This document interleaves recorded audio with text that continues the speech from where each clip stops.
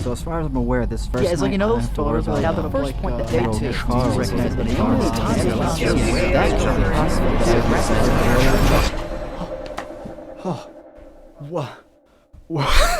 Today is a very, very special day because depending on when you're watching this, it has officially been 1 year since I first started posting all the bones. So to celebrate that, I like to tell you guys a fun little story. No, the title of this video is not misleading in the slightest. Back in high school, I ran this social experiment where I took a bunch of these wooden clothespins and wrote the phrases, "You've been clipped, pass them on," and then just scatter them across the school just to see what would happen. And the response to this was actually way better than I thought it would be. So join me as I give you guys an in-depth, behind-the-scenes look into the You've Been Clipped saga. LeBones lore, if you will.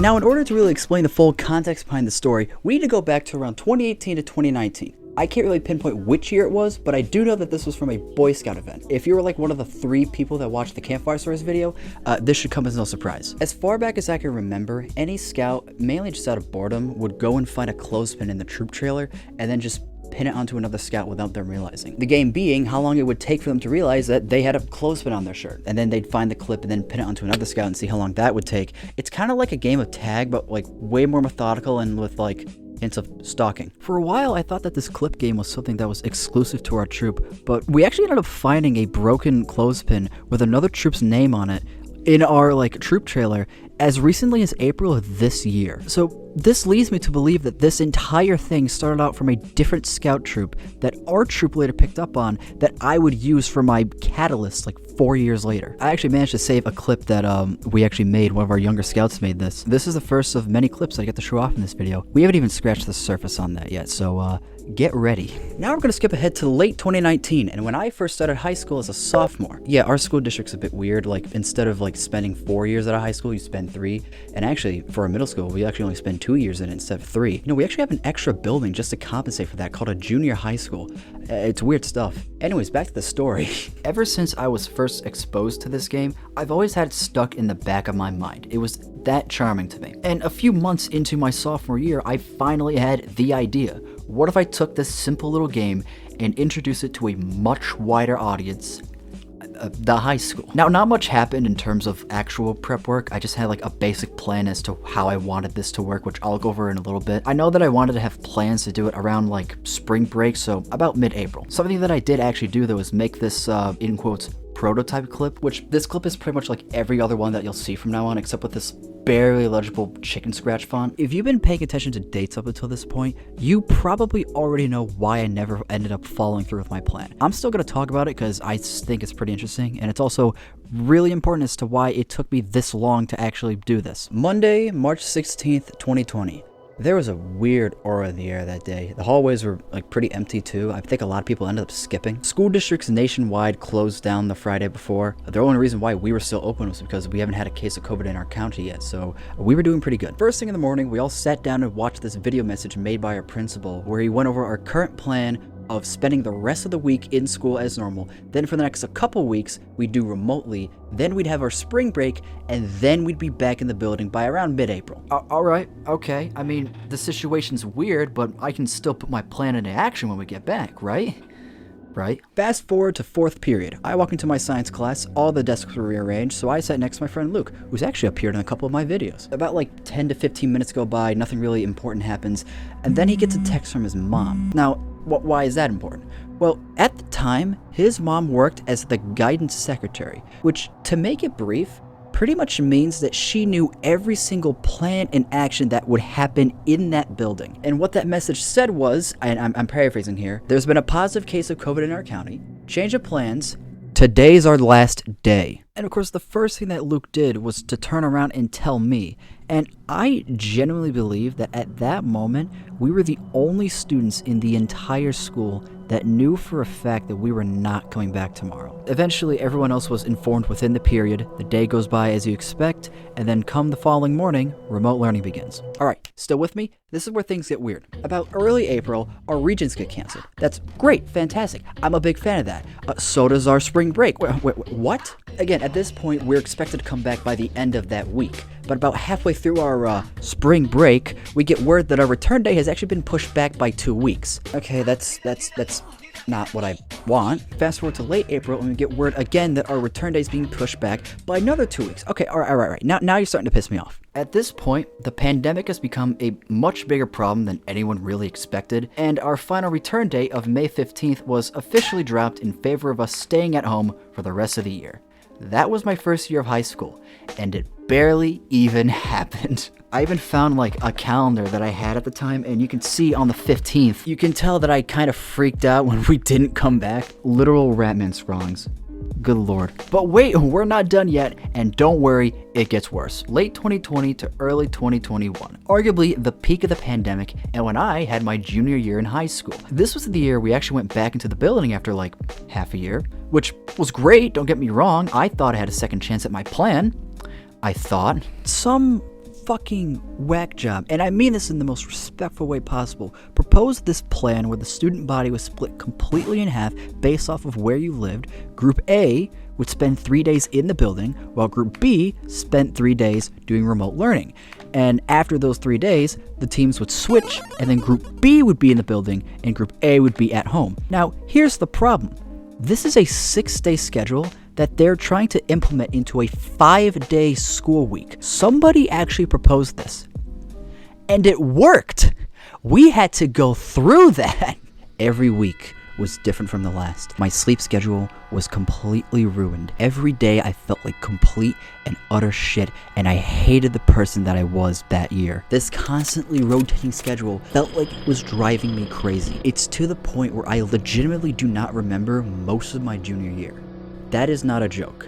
I don't remember my junior year. Yeah, so suffice to say, the clip game just was not gonna happen this year. It's been a few years at this point since I first got the idea of this clip game, and not once did I get the chance to put it in motion. Things were not looking good, but then, a shimmer of light, a diamond in the rough. That funky schedule from junior year was being dropped completely for my senior year, which meant that everyone was coming back. This was it. This was all or nothing. This was my last chance to finally introduce the clothespin game. Friday, April 1st, yes, I actually did it on that day, I went to a Family Dollar and bought a bulk pack of 100 wooden clothespins. And for about an hour straight, I hand wrote the phrases, "You've been clipped, pass it on every single clip." And come Monday, April 4th, my plan would finally come to fruition. Now, every day before first period, me and the boys would meet up in this film classroom just to hang out. Starting then, I would use that time to hand out like 2 or 3 clips to each of my friends and tell them to just go about their day and just pin random people, just trying to spread these clips out as much as possible. This distribution plan, by the way, isn't like anything different from what I had planned like for sophomore year. Just instead of it taking place in a film class that I wasn't in, it would happen in that science class. Man, I loved that science class too. Would have been nice to see how it would have ended. Whoops. After this point, where all the clips are just off my person and out in the wild, I didn't do anything else. I was completely hands off after that point, just keeping my fingers crossed that this plan of mine would actually work. And oh boy, did it work. The day the clips went out, it became an instant hit. Students were passing them around in the classrooms, in the cafeteria. You could walk down hallways and see clips on people's hoodies and backpacks. It got to a point where teachers were already clipped on the first day. This caught us way off guard. We did not think people would catch on this quick. Even like a couple of days after the clips were released, the entire film class that a couple of my friends were in knew about the clips. Keep in mind, we're not even at the end of the first week yet. Now at this point though, I started to play around with the idea of different clips. Out of the 100 that I made for the first wave, only 99 of them made it to circulation. I decided to keep one of them, and late that Wednesday night, I went and painted it gold, thus creating the first of what I like to call chaser clips. If I remember correctly, the original plan was to get this clip on the principal, and as soon as word got around my friend group, my buddy Daniel reached out to me immediately and just simply said,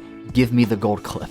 Probably one of the most interesting things about this entire ordeal was that there would be some people that would take these clips and then make their own changes to them. Like apparently there were some that would, get these clips and then they draw like little smiley faces on them or like little flowers, and then they just put it right back into distribution. And the weird thing is that I only saw it during the first wave. I never saw it happen again after that point, but I thought that was just so interesting, and I couldn't go without mentioning it. Like, this is my favorite fact about the entire ordeal. Now, originally, this is where I was going to let the whole thing end. I had no plans of making any more clips. I was just going to do the one wave and just leave it there. That was until I got a text from my friend Michael. Yes, we have the same name, I know. A man by the name of Caleb managed to clip Mr. Penhowl. He would like to do business with you. This Caleb in question is a good friend of mine that I've known since 9th grade. Now, he wasn't involved in this originally, but on the first day, he took part in the game, found out from Michael that I was the one involved, and then he just wanted in. At the time, he was portraying this like parody character of Saul Goodman from Breaking Bad, calling himself Y'all Goodman, and he went the extra mile with this too. He actually went and made an ad for the school news system and also handed out these like little paper business cards that I still have in my wallet to this day. So when Michael messaged me saying that he wanted to do business, I had no idea what I was getting into. He followed this up with, "You will meet him tomorrow when you walk through the gym. He will talk business." This whole thing just became so convoluted so fast. And yes, he was waiting for me in that gym with a briefcase, wearing a suit jacket, and khaki shorts. Now, what exactly was this business that he wanted to do with me? Advertising. He wanted me to make him a bulk pack of clips with his Y'all Goodman Instagram account on it, and he would supply me with the clips needed. And sure enough, I got a care package in my mailbox with 20 wooden clothespins. I guarantee that if you went to school with me and witnessed this firsthand and are watching this right now, you don't even know like a fraction of what's happened behind the scenes, because this just picked up so fast. Like before, the clips were made later that night and handed out the following morning, and now we had an extra player in the game. This was also the moment where I asked myself, what would I consider what I'm doing? Because this wasn't a prank. This was not on the same level as like running across a football field with no shirt on. This was something that was just way more complicated than that. This was an experiment. Now, although I said before that I didn't want to continue this after Wave 1, making the Y'all Goodman clips gave me a bit of a drive. I wanted to do it again. At this point in time, I wanted to play around with my overall connection to this game, or rather, my lack of. Because apart from like the handful of friends that were playing an active role in this, nobody knew that I was the one doing this. There was not a name attached to these clips. There was nothing that could, point back to me. So I wanted to have some fun with it. For Wave 2, I decided to take one clip and wrote down, instead of, the usual "you've been clipped, pass it on," "Your mutual friend has returned." The mutual friend nickname, I think, originally came from Caleb. That was something that he called himself, being this background beneficiary, but I just thought it was cool, so I adapted it into my own identity. I also wanted to bring back the idea of the chaser clips, so I went and I made the silver clip, which only 4 of them were made compared to the 1 golden clip that was made. For the making of this wave, I actually got some really good advice from my friend Hunter, where he recommended that I shouldn't make so many clips like I did for Wave 1, as to not oversaturate the entire school with just a bunch of wooden clothespins. And I thought that was very good advice, and for the next couple of waves, only 20 clips were made each. The Wave 2 clips officially went out on April 21st, now with a little Wave 2 tag on the inside of each and every one of them that I also handwrote. Now, the clip with the "Your Mutual Friend" tag on it, I decided to give to Michael. I don't know why I did that. That might have been a mistake. Let's talk about that. Now, in order for me to really explain what's about to happen here, I need to introduce another friend of mine named James. He is also someone that I've known for years, and who also was not originally involved in this. He found out that I was the one doing this because we had a study hall together, and I would just give him occasional updates, as well as just clip random people there too. Now, the 3 of us, me, James, and Michael, we all took mythology together. James and Michael, however, had their classes earlier in the day. I swear this is important for what's going to happen. So Michael, now armed with my identity clip, tries to clip a girl named Marissa. He gets caught, obviously. She reads the clip, and then she starts asking, okay, who's behind all this? Who is this mystery person? James, who's at a completely different table, overhears this, and for some fucking reason, decides to just yell out, "It's Michael!" Now, apparently, he wasn't actually talking about me. He was talking about the other Michael. But that Michael didn't know, and in a very panicked response just goes, no, it's not him. blew my cover in front of an entire class. So yeah, my whole plan of having like a secret identity lasted for like, what, 30 seconds? Thanks, Mike. Alright, so yeah, that unique clip, that is completely off the charts now. That went completely nowhere. How did the silver clips go? I actually have no idea. If I remember correctly, I handed out these clips myself, and I got rid of all 4 clips, and yet I only know where 2 of them went. One of them ended up with my friend Ryan, which to this day, I still genuinely believe that he had no idea that I did this. Regardless, he kept it on his keychain. And the other one went to my friend Luke. Yes, the same Luke from sophomore year. Other than that, I have no idea where the other 2 went. Either somebody has them, and I have no idea who, or they ended up getting shit canned. Which it's probably the latter because the spray paint on them did not last for long. There would be a bit of downtime before the next wave would start, so I'm going to talk about a couple of things that happened during that time. There was a moment in one of my study halls where I watched these 2 kids start chasing each other with one of my clips. The important part being that these were like the stereotypical jocks that went very tryhard in high school gym class. And this was something that like infatuated me because it made me realize just how universal this game was. Literally anybody could play it. It didn't matter who you are or where you're ranked in the high school caste system.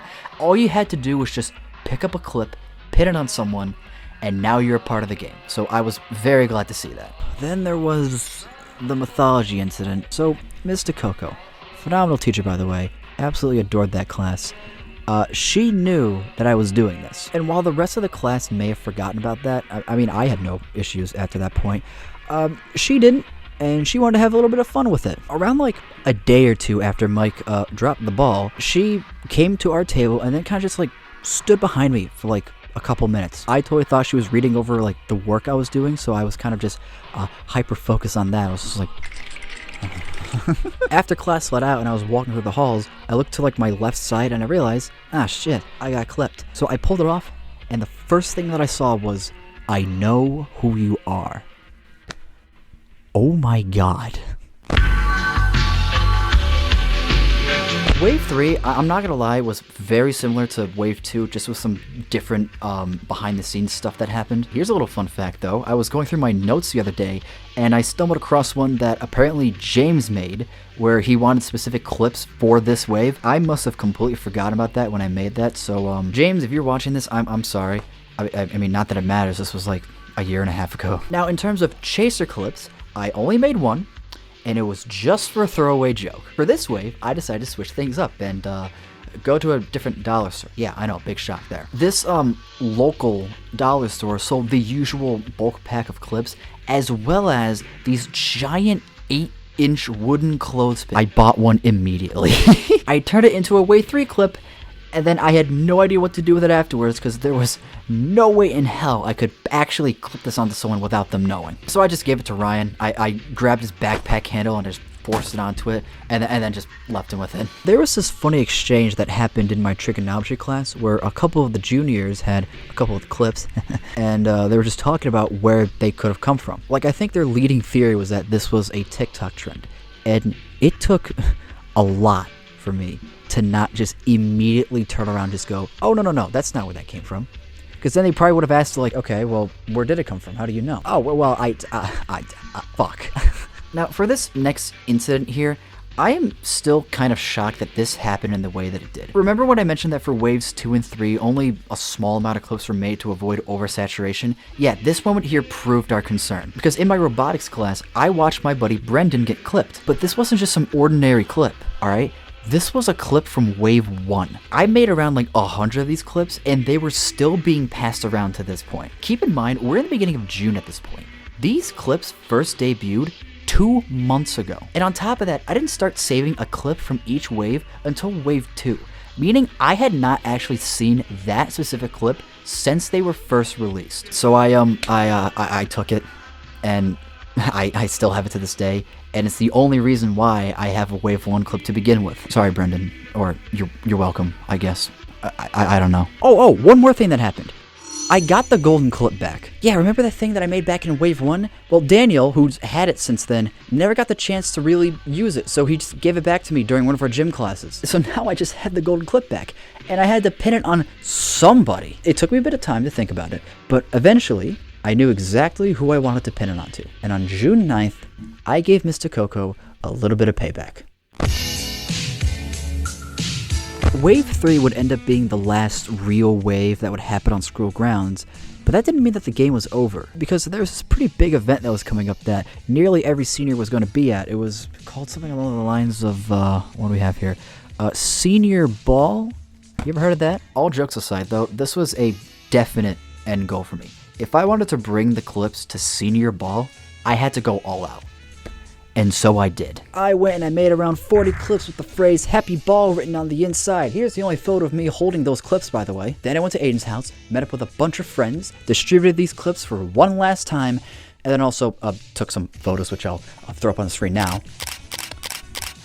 Hey, these are good photos, alright? I'm gonna use them as much as I want. I think I ended up handing out like 7 clips to each person, which was a lot, but like we had these suit jackets on so we could put them in like the pockets on the inside and just like sneak them into the ball. This is smuggling. This is essentially smuggling, but it felt so cool. Life lesson for all the kids watching this. Smuggling is cool. Anyways, after we had our dinner and the dance floor opened up, it was clipping time. As far as I'm aware, every single Senior Ball clip made it to circulation. You could look around and see clips on suit jackets, on dresses. It even got to the point where James, the one and only, managed to clip the principal twice on the vent of his jacket. And he was cool with it.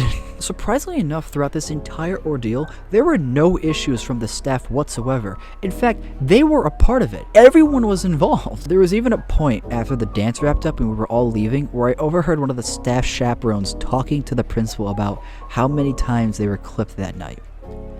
This game of mine has just become a normal thing. It's been integrated. And with that, the night was over and the clothespin game officially came to a close, as the following Wednesday was our last day of school, and 2 weeks later was our graduation. I didn't know at this point if I wanted to decorate my cap, but eventually I decided that the best thing that I could do was just put "You've Been Clipped" on my cap, which a lot of my friends really liked, and I still think it looks clean to this day. I even made 4 of these little graduation clips, not to pass around, but as more of like a little gag between my friends. And then finally, as I went to get my diploma, I did the one thing that I hadn't done yet.